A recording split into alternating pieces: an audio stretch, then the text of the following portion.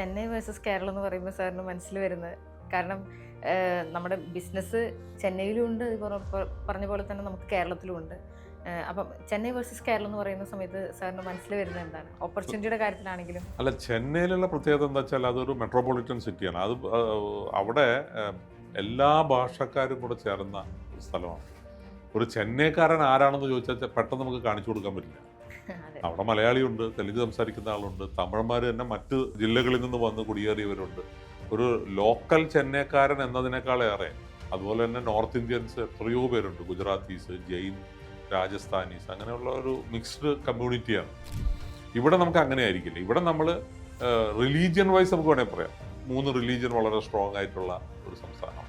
പക്ഷെ അന്യ സംസ്ഥാന ജീവനക്കാർ വരുന്നത്, ജോലിക്കാർ വരുന്നത് അത് അന്യ സംസ്ഥാന തൊഴിലാളികളായിട്ട് മാറി നിൽക്കുന്നു.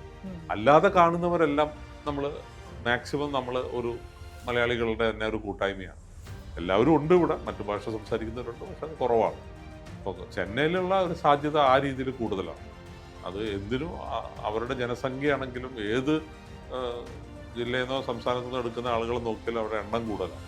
അപ്പോൾ അവിടെ നമുക്ക് മെഡിബീസിനും അതുപോലെ തന്നെയാണ്. മെഡിബീസ് ഒരു പക്ഷേ ഏറ്റവും കൂടുതൽ വിൽക്കുന്നതും ചെന്നൈ തന്നെയാണ്. ചെന്നൈയും തമിഴ്നാടും കഴിഞ്ഞിട്ടേ മറ്റ് സംസ്ഥാനങ്ങളും ഉള്ളൂ. മലയാളികൾ നല്ലൊരു ബാരിയർ ഇല്ല.